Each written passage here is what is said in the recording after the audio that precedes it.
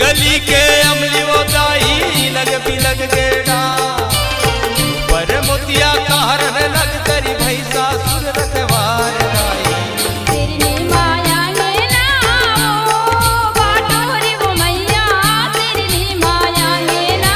हो बाटोरी भवानी तेरी माया में ना हो बीच गली के अमली वो दाई लग भी लग गेड़ा पर मोतिया कहर लग तेरी भैसा सुर रखवार दाई तेरी माया में ना हो बाटोरी वो मैया तेरी माया में ना हो बाटोरी भवानी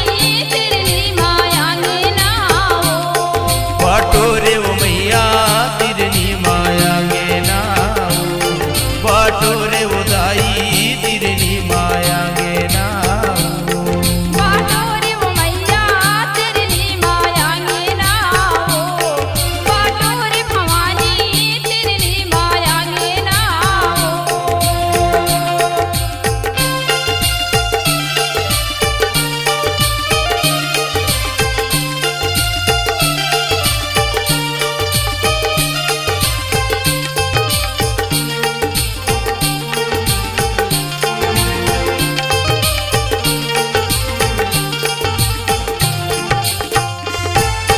लोहे कंकड़ लोहे पत्थर लोहे बजर के वार ऐसा खिलाई खेला थे बरुआ 8 बजे नवरात दाई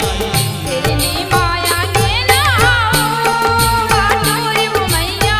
तेरी माया में ना हो बाटोरी भवानी तेरी माया में ना हो बाटोरे वो मैया तिरनी माया गे ना बाटोरे वो मैया तिरनी माया गे ना बाटोरी वो मैया तेरी माया में ना हो बाटोरी भवानी तेरी माया में ना हो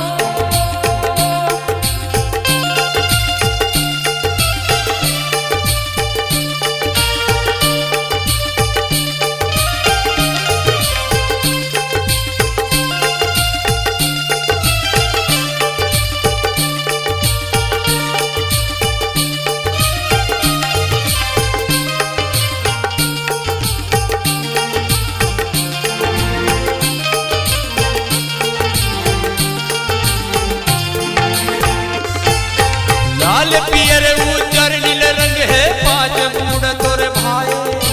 5 वर्ण के सग्र अंग है देखत नैन जुड़ावे राई तेरी माया में ना हो बाटोरी वो मैया तेरी माया में ना हो बाटोरी भवानी तेरी माया में ना हो बाटोरे वो मैया तिरनी माया गे ना बाटोरे वो मैया तिरनी माया गे ना बाटोरी वो मैया तेरी माया में ना हो बाटोरी भवानी तेरी माया में ना हो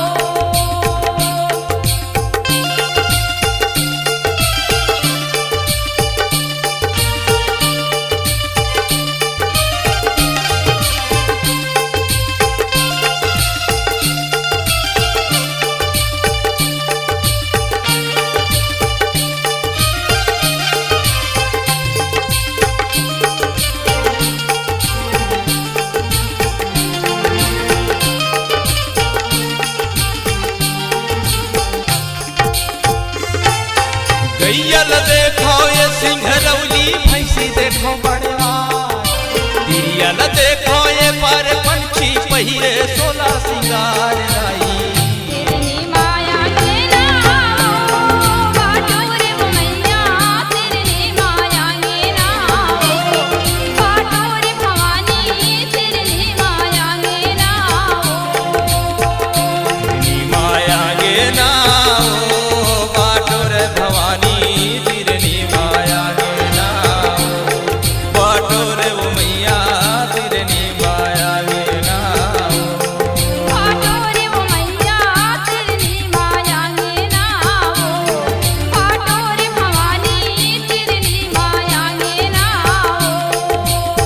बीच गली के अमली वो दाई लग के डार ऊपर मोतिया का हरण लग तेरी भैंसा सुर रखवार लाई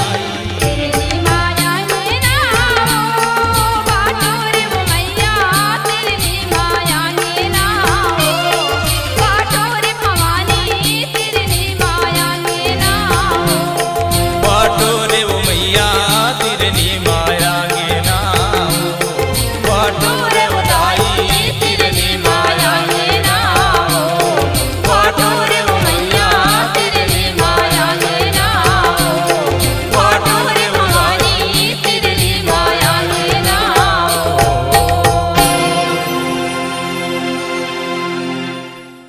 अगर आपके आवाज में बात हो कुछ खास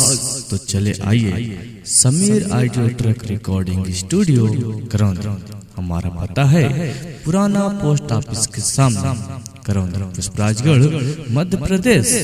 7697763350। धन्यवाद।